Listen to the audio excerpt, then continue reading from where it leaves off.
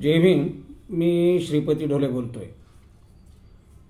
या ठिकाणी आज मुद्दाम आनंद पर्व यूट्यूब चॅनलवरती हा माझा व्हिडिओ मी बनवत आहे. पहिल्यांदा या ठिकाणी मी डॉक्टर बाबासाहेब आंबेडकरांचे नातू, रिपब्लिकन सेनेचे सरसेनानी आणि पीपल्स एज्युकेशन सोसायटीचे ऑनरेबल चेअरमन आनंदराज यशवंतराव आंबेडकर साहेब यांचे आभार पहिल्यांदाच व्यक्त करतो. त्याचं कारण असं आहे की आनंदराज आंबेडकर साहेबांनी पीपल्स एज्युकेशन सोसायटीचे चेअरमन या नात्याने मला खास पीपल्स एज्युकेशन सोसायटीमध्ये ऑफिसर ऑन स्पेशल ड्युटी हे पद निर्माण करून माझ्याकडे माझं जे हेड ऑफिस आहे ते पीपल्स एज्युकेशन सोसायटीची शाखा नागसेन विद्यालया, प्रभात नगर, नांदेड या ठिकाणी हे माझं हेड ऑफिस आहे.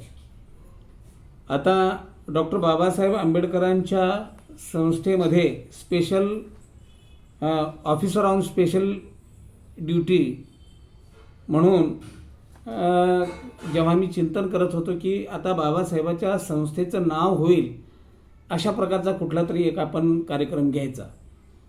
आणि मग पहिल्यांदा डॉक्टर बाबासाहेब आंबेडकरांनी पीपल्स एज्युकेशन सोसायटी स्थापन करीत असताना जे पीपल्स एज्युकेशन सोसायटीचं उद्दिष्ट निश्चित केलेलं होतं ते मी पहिल्यांदा आपल्यासमोर या ठिकाणी वाचून दाखवतो. अर्थात डॉक्टर बाबासाहेब आंबेडकरांनी पीपल्स एज्युकेशन सोसायटीचं जे मेमोरंडम ऑफ असोसिएशन लिहिलेलं आहे ते इंग्रजीमधून आहे आणि म्हणून हे पीपल्स एज्युकेशन सोसायटीचं उद्दिष्टसुद्धा इंग्रजीमध्ये असल्याचं जसंच्या तसं मी आपल्याला वाचून दाखवतो.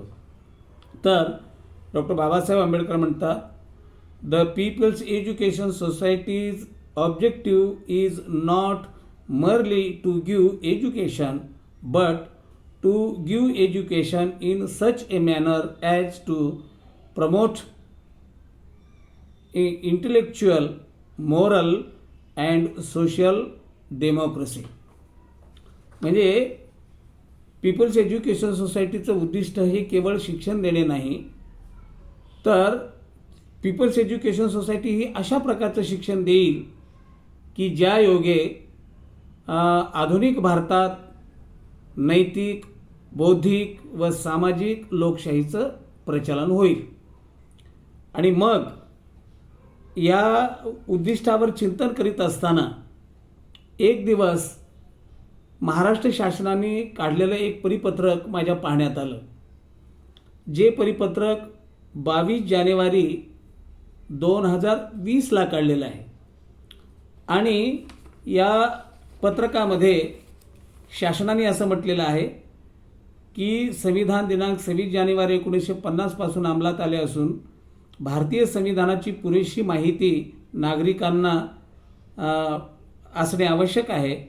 भारतीय राज्यघटनेतील मूलतत्वांची व्याप्ती व सर्वसमावेशकता सर्व नागरिकांना समजावी आणि त्याचबरोबर घटनेतील न्याय, स्वातंत्र्य, समानता व बंधुता ही मूलतत्वे समाजमनावर कोरली जावीत, यासाठी संविधानाचा परिपूर्ण परिचय नागरिकांना होणे आवश्यक आहे.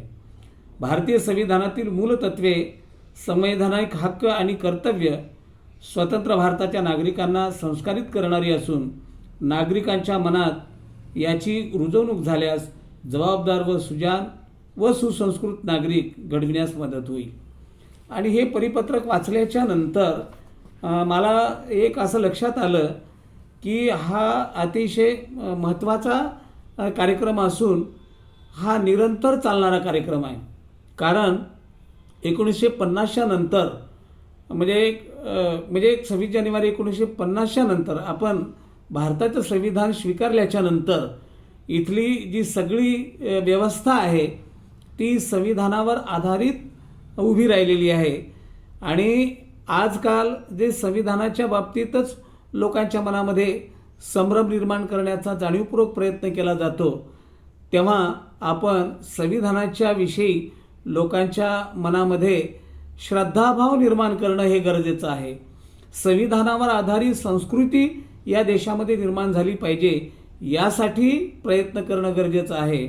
आणि असा विचार करून मी काय केलं की मंत्रालयामध्ये पहिल्यांदा मला जे काही पत्रव्यवहाराची फारशी माहिती नव्हती, ही पत्रव्यवहार करत करत करत एक अशा स्टेपला मी पत्रव्यवहार सुरू केला की माननीय आपल्या महाराष्ट्र राज्याचे मुख्यमंत्री, दोन्ही उपमुख्यमंत्री, त्याच्यानंतर कॅबिनेट मंत्री, राज्यमंत्री व प्रधान सचिव, म्हणजे ग्रामविकास व पंचायत राज विभाग, त्याच्या अगोदर महाराष्ट्र शासनाचे मुख्य सचिव, त्याच्यानंतर समाज कल्याण विभागाचे, म्हणजे समाज कल्याण आणि विशेष सहाय्य विभागाचे कॅबिनेट मंत्री, राज्यमंत्री आणि प्रधान सचिव, त्याचप्रमाणे आदिवासी विकास विभागाचे कॅबिनेट मंत्री, राज्यमंत्री आणि सचिव, त्याचप्रमाणे शिक्षण विभागाचे कॅबिनेट मंत्री, राज्यमंत्री, प्रधान सचिव, अशा प्रकारे हा पत्रव्यवहार करून शेवटी विभागीय पातळीपर्यंत पहिल्यांदा कोकण विभागाचा जे विभागीय आयुक्त आहेत कोकण भवनमध्ये जाऊन तिथे सुद्धा मी या ठिकाणी पत्रव्यवहार करून चर्चा केलेली आहे. आणि त्याच्यानंतर पालघर जिल्ह्यामध्ये पालघर जिल्ह्याचे जे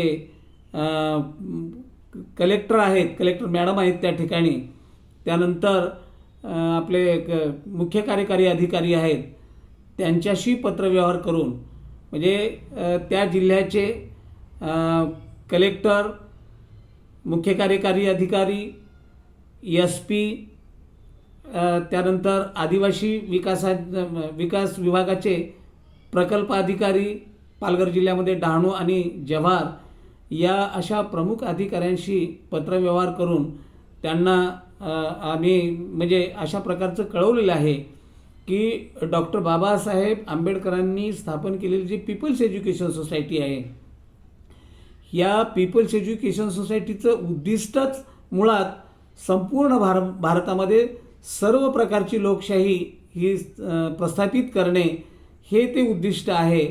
आणि म्हणून आम्ही पीपल्स एज्युकेशन सोसायटीचे आजी माजी विद्यार्थी, शिक्षक, प्राध्यापक, पीपल्स एज्युकेशन सोसायटीचे हितचिंतक या सर्वांनी मिळून हा आम्ही प्रकल्प हातात घेतलेला आहे की भारतीय संविधानाची मूलतत्वे ही भारतीय समाज मनावरती कोरण्याची नैतिक जबाबदारी आम्ही स्वीकारलेली आहे. तुमच्या जिल्ह्यामध्ये हा कार्यक्रम राबवण्याची आम्हाला परवानगी द्यावी आणि तुमच्या पातळीवर आम्हाला जे जे काही सहकार्य करणं शक्य आहे ते आम्हाला करावं. मग आम्ही हे या देशामध्ये संविधानावर आधारित संस्कृती निर्माण करायची असेल तर त्या दृष्टीने मग या महाराष्ट्रामधला कलावंत असेल, या महाराष्ट्रामधला चांगला व्याख्याता असेल, या महाराष्ट्रामधला संविधानाचे अभ्यासक असतील, या महाराष्ट्रामधले साहित्यिक असतील, या महाराष्ट्रामधले ज्यांना म्हणजे हे भारतीय संविधान हे लोकांच्या मनावर कोरलं गेलं पाहिजे असं वाटतं, अशा लोकांचं सहकार्य घेऊन पूर्ण महाराष्ट्रामध्ये आम्ही ती वातावरण निर्मिती करणार आहोत. आणि अगदी सामान्य माणसापर्यंत, म्हणजे शेवटच्या खेड्यातील शेवटच्या माणसापर्यंत भारतीय संविधान कसं रुजवता येईल यासाठी आम्ही प्रयत्न करणार आहोत. आणि अशा प्रकारे हा पत्रव्यवहार करत असताना जेव्हा आम्ही प्रत्यक्ष पालघर जिल्ह्याचे माननीय मुख्य कार्यकारी अधिकारी रानडे साहेब यांना भेटलो आणि रानडे साहेबांनी त्या ठिकाणी सांगितलं की आमच्याकडे जे DAHO आहेत डॉक्टर प्रकाश हसनाळकर, त्यांच्याकडे समाज कल्याण विभागाचा सध्या चार्ज आहे आणि डॉक्टर प्रकाश हसनाळकर हे पुण्यामध्ये बार्टीला असल्यामुळे त्यांना याच्याविषयी चांगलं नॉलेज आहे. तेव्हा तुम्ही त्यांच्याशी चर्चा करा आणि by procedure by protocol Ranade साहेबांनी मला डॉक्टर प्रकाश हसनाळकरांकडे पाठवलं. त्यांच्याशी चांगली चर्चा झाली आणि त्या ठिकाणी विकास भोने नावाचे जे बौद्धाचार्य आहेत त्यांना त्या ठिकाणी पालघर जिल्ह्याचा समन्वयक म्हणून त्यांच्याकडे मी काम सोपवलेले आहे. आणि त्याच्यानंतर आम्ही इकडे मी नांदेडला आलो.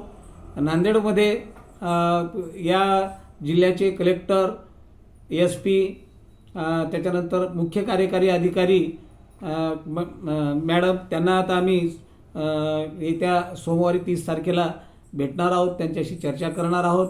परंतु पत्रव्यवहार केलेला आहे. सहाय्यक आयुक्त समाज कल्याण नांदेड जिल्हा या सर्वांना पत्रव्यवहार करून अशा प्रकारे किंवा तुमच्या जिल्ह्यामध्ये आम्हाला ही परवानगी द्या आणि तुमच्या पातळीवर जे काही आम्हाला सहकार्य करता येतं ते करा, अशा प्रकारचं आम्ही त्यांना एक विनंती केलेली आहे. आणि आता हे 2 जिल्हे माझे पूर्ण झालेले आहे. या ठिकाणी नांदेड जिल्ह्यामध्ये म्हणजे जे वेल क्वालिफाईड अशा प्रकारचे म्हणजे अनिल शेळके जे MA इंग्लिश BEd आहेत, शिवाय LLB करतायत, त्यांना या नांदेड जिल्ह्याचं समन्वयक नेमून त्यांच्याकडे या जिल्ह्याचं काम सोपवलेलं आहे. आणि असं करत करत महाराष्ट्रातले सर्व जिल्हे मी स्वतः कव्हर करणार आहे. आणि अगदी सामान्य माणसापर्यंत भारतीय संविधानातली ही जी मूलतत्वे आहेत, भारतीय संविधानाचं जे तत्त्वज्ञान आहे, भारतीय संविधानाची जी भूमिका आहे, भारतीय संविधानामध्ये दिलेले मूलभूत हक्क असतील, मूलभूत कर्तव्य असतील आणि एकंदरीत भारतीय संविधान भारतीय राष्ट्रवाद कशा प्रकारचा प्रस्थापित करू इच्छितं ते ही सर्व या संविधानाची भूमिका सर्वसामान्य माणसापर्यंत नेण्यासाठी आम्ही पूर्ण महाराष्ट्रामध्ये अशा प्रकारची यंत्रणा उभी करीत आहोत. तेव्हा पीपल्स एज्युकेशन सोसायटीचे चेअरमन आनंदराज यशवंतराव आंबेडकर साहेब यांना खरं तर मी अगदी अंतःकरणापासून धन्यवाद देतो की मी याच पीपल्स एज्युकेशन सोसायटीमध्ये शिक्षक म्हणून नागसेन हायस्कूल, नागसेन विद्यालया, प्रभात नगर, नांदेड या ठिकाणी 37 वर्षे मी सेवा केलेली आहे. आणि माझी सेवानिवृत्त झाल्याच्या नंतर आता पीपल्स एज्युकेशन सोसायटीमध्ये खरं म्हणजे मला माझं पूर्ण आयुष्य हे डॉक्टर बाबासाहेब आंबेडकरांनी स्थापन केलेल्या संस्था आणि डॉक्टर बाबासाहेब आंबेडकरांचं कुटुंब यांच्या सहवासात राहून या देशाची सेवा करण्याचा मी संकल्प केलेला आहे. आणि आनंदराज आंबेडकर साहेबांनी मला हे काम करण्याची संधी मिळावी, मला काम करण्यासाठी कुठला अडथळा राहू नये म्हणून पीपल्स एज्युकेशन सोसायटीच्या मेमोरंडम ऑफ असोसिएशनच्या कलम 12चा आधार घेऊन त्यांनी खास करून म्हणजे special officer on special duty हे पद निर्माण केलं आणि माझं मुख्यालय नांदेडमध्ये प्रस्थापित करून त्यांनी मला दिलेलं नागसेन विद्यालयामध्ये. तेव्हा हे अतिशय मोठं, अतिशय पवित्र, अतिशय आवश्यक असणारं काम आहे. म्हणून ज्यांना ज्यांना या देशामध्ये संविधानावर आधारित संस्कृती निर्माण झाली पाहिजे असं वाटतं त्यांनी या चळवळीमध्ये सहभाग घ्यावा अशी मी आपणास विनंती करतो, आवाहन करतो. आणि हे 2 जिल्हे सुरुवातीला मी ॲक्टिवेट करणार आहे. तिथले समन्वयकसुद्धा नेमलेले आहेत. ठाणे जिल्ह्याचा सुद्धा समन्वयक त्या ठिकाणी मी नेमलेला आहे, परंतु तिथे आणखी काही कामं बाकी आहेत. त्यानंतर मुंबई महानगरपालिकेमध्ये महापौर, त्याच्यानंतर आयुक्त साहेब यांनासुद्धा मी पत्रव्यवहार केलेला आहे. तेव्हा हा संपूर्ण महाराष्ट्रामध्ये संविधानाची मूलतत्वे रुजवण्याची चळवळ आपण निर्माण केलेली आहे. या चळवळीमध्ये सर्व लोकांनी सहभागी व्हावं अशी मी आपणास विनंती करतो. जय भीम.